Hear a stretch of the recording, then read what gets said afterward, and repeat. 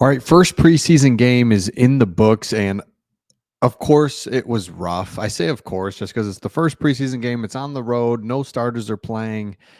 First game action that you've kind of put these guys together. They've practiced together, of course, but it's always shaky. Then you add in there Nate Sudfeld, who I'm just kind of surprised he's still hanging around. I mean, he feels like some of those old backups that we had there for a minute in the first couple of years of Dan Campbell's run with the Lions here, where it's like just so bad. So to see Hendon Hooker get in was really nice. But there was a beast. We'll talk about Hendon Hooker in just a second.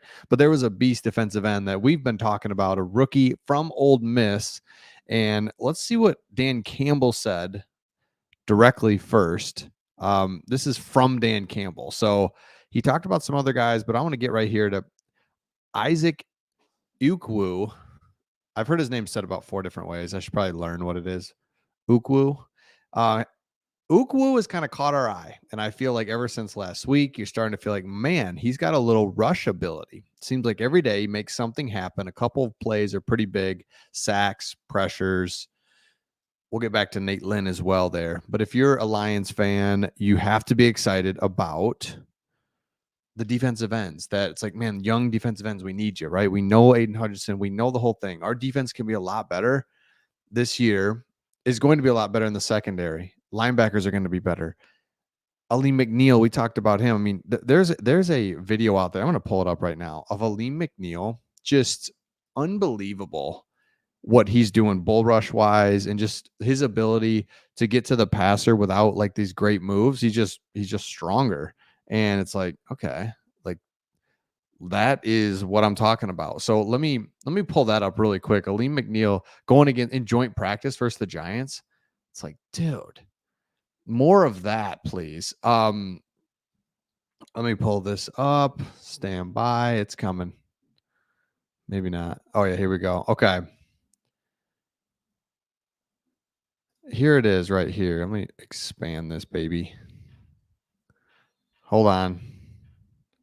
Okay, so he's right there, just boom, straight up, bang, bang, bang, bang, bang, right back into the quarterback.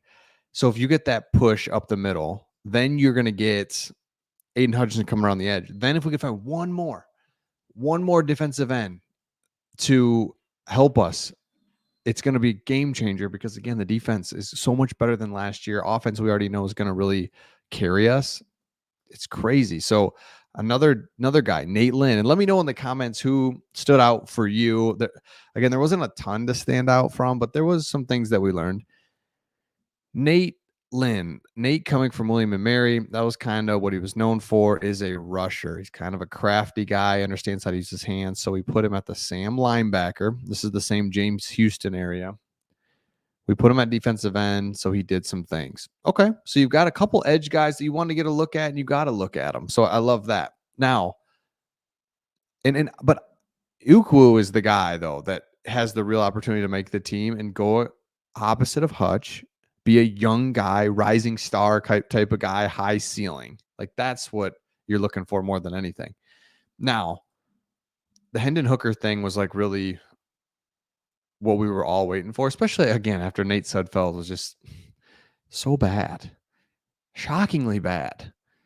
And I like Sudfeld it's like, hey, this is a nice crafty backup. It's like, no, shoot, he's not at all.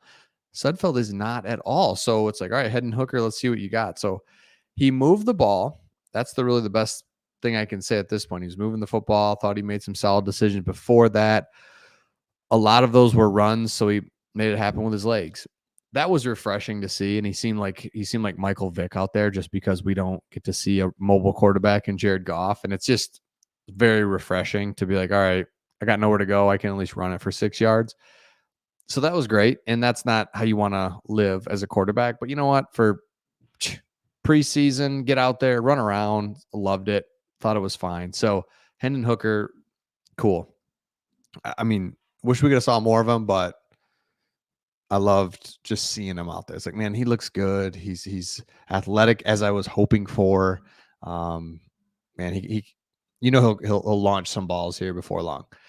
Another big deal was Jake Bates, and I thought this was interesting what Dan Campbell said. He said, we told him after the scrimmage the other day, we're sticking with you. We're going to give you a chance to grow here. Let's see how you respond. So it's not like, all right, let's just see if you make them. It's like, no, they could just be like, all right, make or miss. Let's see if you make it or miss it. Let's just go forward. Instead, it was, okay, there's there's like potential with you, and we don't want to just give up on you. So we're gonna keep seeing what you can do. And I thought that was really important, um, to see him then make a field goal, 50 plus in the rain, on the road, outside, all those things. It's like boom, drills it. That's it, right? It's not the 65-yard plusers. We don't need that. We need that 50, 50, 51, 52 yarder. Can you hit that? Then obviously 30, 30 to 50-yard field goals, need them, right? And it's just, man, take it for granted when you're hitting them. It's really hard to make it happen.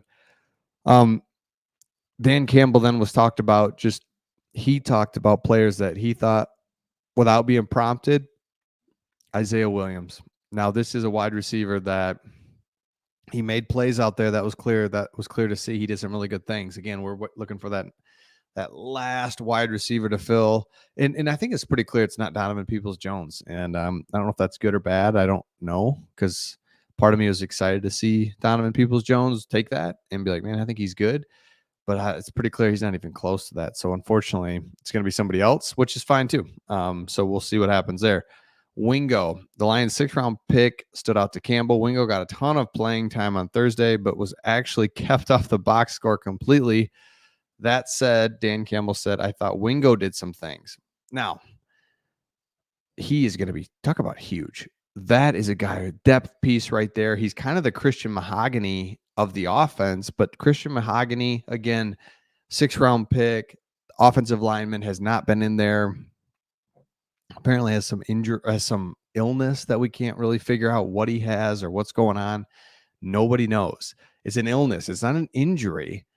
When I think illness, I'm not sure what long-term illness there is out there. I mean, COVID, I don't, you know what I'm saying? Like, I'm just not sure what that looks like. So it'd be interesting to see how that all pans out, but to see Wingo out there doing some good things was really, really nice to see. And so again, first preseason game, I don't know. The score could have been 50-0, and it wouldn't have been a bother to me. It's just, you're trying to get out there, run around. This is why the joint practices are so huge, because that's really where you're trying to get looks and control it. So again, not worried at all. So let me know your thoughts in the comments, and we'll see all of you on the next one.